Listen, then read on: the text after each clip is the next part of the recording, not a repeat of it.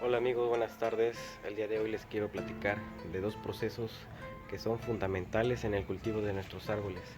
Espero que puedan aplicarlo en los suyos y que nos compartan su experiencia después. El día de hoy nos toca hablar sobre cómo se alimentan los árboles o básicamente cualquier planta. Es importante que pongan atención ya que este video nos ayudará a comprender muchos de los procesos que se llevan a cabo.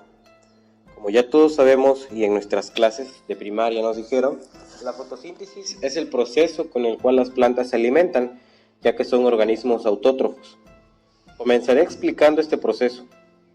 Cuando nosotros dormimos, todas las plantas absorben dióxido de carbono del ambiente a través de los estomas. De la misma manera, en el paso del día, aprovechan el agua del subsuelo y la absorben a través de las raíces, las cuales la transportan a través del xilema, que se encuentra en el centro del tronco, y la distribuyen por toda la planta. Hay que mencionar que además del agua, también absorben minerales que junto con el agua, al mezclarse, se le conocen como savia bruta.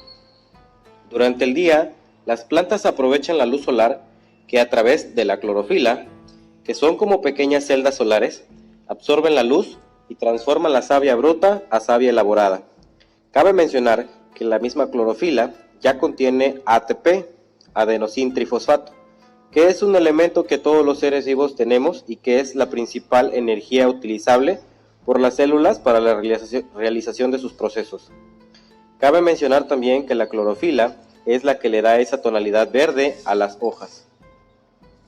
Una vez que la savia bruta es transformada a savia elaborada, ahora ya puede ser aprovechada por las ramas, por el tallo, por las hojas, las flores o incluso los frutos, y se transporta a través del floema. Mientras este proceso se realiza, las plantas emiten oxígeno a través de los estomas, que son como pequeños poros, los cuales, recuerden, absorben dióxido de carbono y eliminan oxígeno. Es similar a cuando los humanos respiramos, ya que nosotros inhalamos oxígeno y exhalamos dióxido de carbono. Es muy similar, pero en sentido contrario. Es momento de hablar de las raíces. Recuerden que las raíces están conformadas de la siguiente manera. Tenemos la raíz principal o raíz pivotante, que es la que va a ir hacia abajo, en el suelo, para anclarse. Incluso hay un mito sobre esto en el mundo del bonsái, que la gente dice que cuando cortamos la raíz pivotante, ya en automático un árbol se convertirá en bonsái y que dejará de crecer. Esto es verdad a medias, dado que la raíz pivotante nos va a facilitar la sujeción de nuestro árbol, aunque si nosotros la eliminamos, promovemos el crecimiento de un nevari más pronunciado, las raíces de manera radial. Posteriormente encontramos a las raíces principales y de la que por a mí me gusta decirles raíces exploradoras, ya que son las que se extienden en busca de los nutrientes. Después tenemos las raíces secundarias, que son las que brotan cuando las principales detectan nutrientes, dando paso a la generación de los pelos absorbentes, los cuales se encargan de absorber los macro y micronutrientes que la planta necesita del suelo. En las puntas de las raíces encontramos una parte llamada cofia, que se encarga de penetrar el suelo, protegiendo a la misma raíz con una membrana imperceptible al ojo humano para evitar causarle un daño a las células meristémicas. Pero bueno, este no es el único proceso por el cual estamos haciendo este video. Recuerden que este es el proceso que realizan solamente las plantas. Pero ¿qué pasa en el suelo realmente? Para hablar de esto, nos encontramos con un tema muy controvertido, que es el intercambio catiónico. Tal vez alguno de ustedes ha escuchado este término, o a lo mejor nunca habían escuchado este término, pero es un término fundamental, en el cual tenemos que aprender para poder aplicarlo a nuestros árboles. Comencemos entonces a hablar de lo que es el intercambio catiónico. Entre las relaciones que se producen dentro del suelo con las plantas, la principal es la nutrición. En ella intervienen las partes inorgánica, orgánica y viva del suelo en interacción constante con las raíces de las plantas. Por decirlo de alguna manera, la vida del suelo, todos, insectos, hongos, bacterias, que viven ahí, que son responsables de transformar la materia orgánica en nutrientes asimilables de las plantas, y también la parte inorgánica, que se encarga de retenerlos para que estén disponibles. Todos estos ya se encuentran reducidos en formas conocidas como iones. También encontramos los cationes en las superficies de las partículas del suelo y a los aniones en la solución del suelo. Recuerden que en esta imagen nosotros estamos viendo algunos de los macro y micronutrientes, como lo es el cobre, el boro, el fierro, manganeso, el zinc, nitrógeno, fósforo, potasio, calcio y magnesio, los cuales se encuentran en el suelo. Y la retención o la disponibilidad de estos mismos nutrientes va a depender de la textura y de la estructura de nuestro sustrato. La capacidad que tiene la fracción orgánica e inorgánica del suelo de retener los cationes, o sea, los nutrientes en forma química, se les suele considerar como capacidad de intercambio catiónico, ya que, como se los mencioné antes, además de que las plantas intercambian sustancias del suelo para favorecer la producción de nutrientes, también una vez que estos están ya disponibles en el suelo, lo que hacen las raíces es intercambiarlos por otros cationes para poder absorberlos.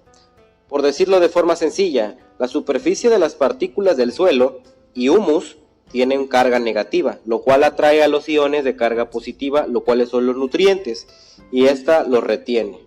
Ahora, lo más importante que debemos tener en cuenta sobre la capacidad del intercambio catiónico es que varía en función de la textura. Me refiero al tamaño de las partículas, ya sea arena, ya sea arcilla, ya sea algún sustrato que ustedes estén utilizando, y también de la estructura del suelo. Me refiero a la formación de agregados que tiene que ver con el humus del suelo. Un suelo arcilloso, por ejemplo, tiene una mayor capacidad de intercambio catiónico que uno arenoso. Por lo tanto, tiene mayor capacidad de retener nutrientes y, por ende, de nutrir a las plantas. Aquí en esta imagen vemos una solución del suelo, y también vemos los cationes que son absorbidos, y vemos algunos aniones. Como pueden ver, a la derecha hay un suelo arcilloso y a la izquierda uno arenoso. Esto es muy importante cuando tenemos árboles, los cuales fertilizamos en lugar de abonarlos, ya que agregamos los nutrientes de forma asimilable en el agua que usamos para regar, y si no tenemos un suelo capaz de retenerlos, o sea, de que no se pierdan, en realidad solo estamos contaminando los mantos acuíferos, porque la mayoría de estos nutrientes se lixivian, o sea, son arrastrados cuando regamos hacia los acuíferos del subsuelo. Y bueno, es aquí donde la fertilización orgánica cobra importancia. Con el agregado de materia orgánica en diferentes formas que usemos, como abonos, estiércol, compost, restos de cultivo, humus, todos tienen una característica en común, que al descomponerse vuelven a su forma más básica, que es el carbón, lo cual es uno de los elementos fundamentales para la vida. Y además porque en definitiva, en el proceso final de todos ellos, antes de convertirse en nutrientes, se vuelven humus, y esto tiene un importante intercambio catiónico. El humus favorece la retención de nutrientes en el perfil explorado por las raíces del suelo, y recuerden que mejora la estructura del mismo, y por lo tanto la vida de las plantas y de los microorganismos del suelo. Este humus es un agente equilibrador del suelo, tanto a nivel físico como a nivel químico y a nivel biológico. En la imagen de la izquierda se puede ver de forma gráfica lo que les he explicado, y cómo la fertilización orgánica, además de mejorar las condiciones físico-químicas del suelo, manteniendo unidas las partículas del suelo, formando agregados, es decir, lo que llamamos un suelo estructurado, en el cual se mejora la retención de nutrientes, evitando así la lixiviación y la contaminación de los acuíferos.